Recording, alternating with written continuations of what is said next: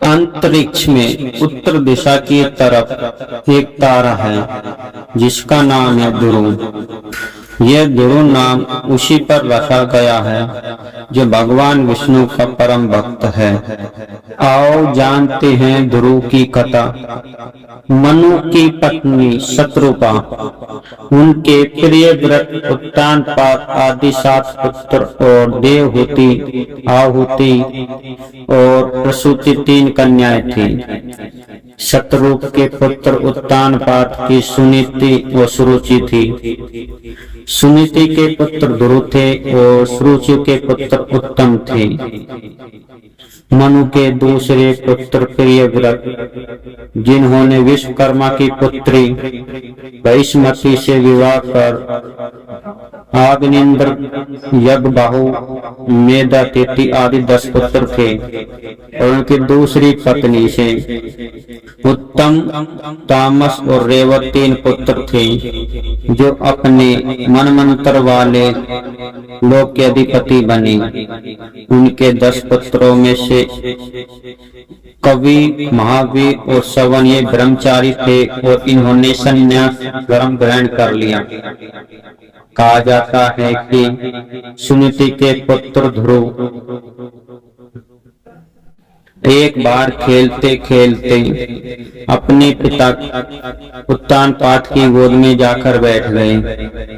तभी वहां पर सुरुचि आती है और ध्रुव को उत्तानपाद की गोद से हटाकर अपने पुत्र उत्तम को उसकी पिता की गोद में बैठा देती है और कहती है कि हे ध्रुव, तुम्हारे पिता मुझसे और मेरे पुत्र से अधिक प्रेम करते हैं और जिससे वे अधिक प्रेम करते हैं वो ही गोद का अधिकारी और सिंहासन का अधिकारी होता है।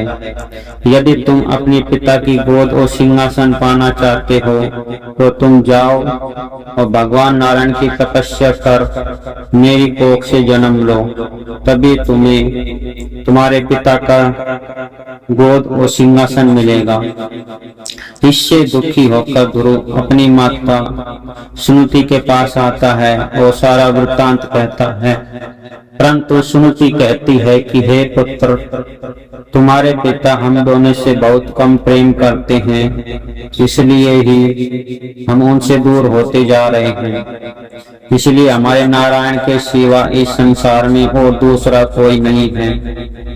भक्त ध्रुव के मन में यह गहरा आघात लगा और वह एक दिन चुपचाप महल से निकल गया। तभी रास्ते में उन्हें देवर्षि नारद मिलते हैं। कहा जाता है कि हे बालक, तुम अभी 5 साल के हो और तुम इतनी छोटी उम्र में कहाँ जा रहे हो। तभी ध्रुव पूरा वृत्तांत बताता है।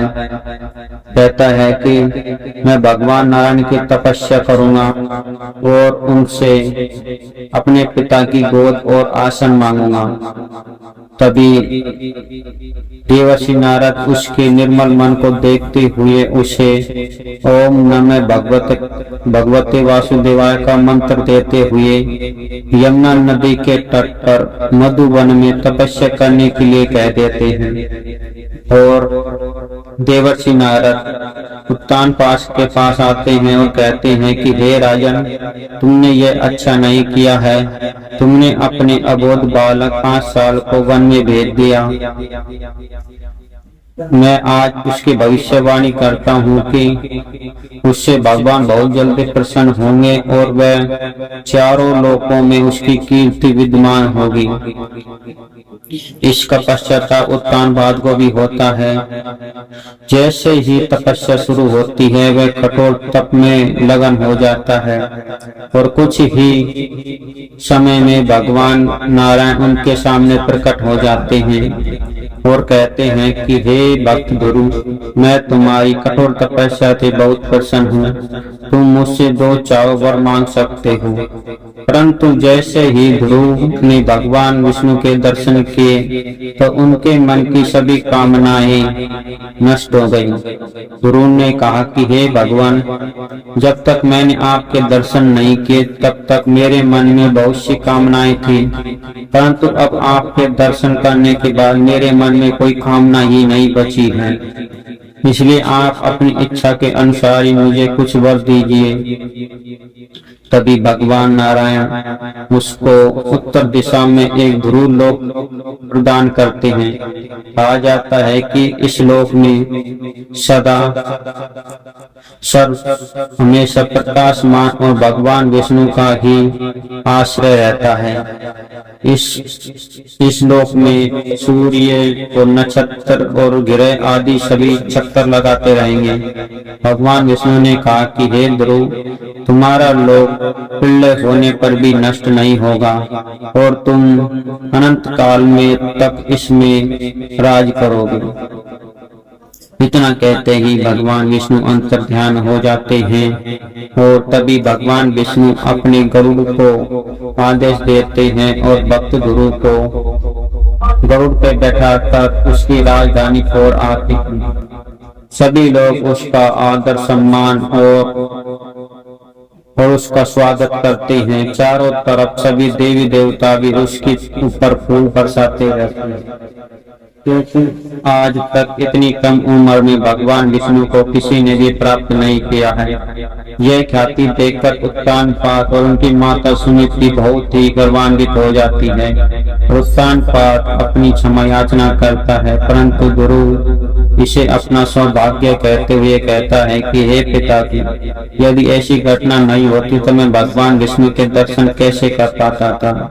ये सब आपके इस व्यवहार के कारण ही संभव हो पाया है। और भक्त ध्रुव यहाँ पर राजभोग करने के बाद अपने लोग ध्रुव लोक चले जाते हैं और आज भी उत्तर दिशा में एक प्रकाशमान तारा के रूप में संसार में विद्यमान रहते हैं।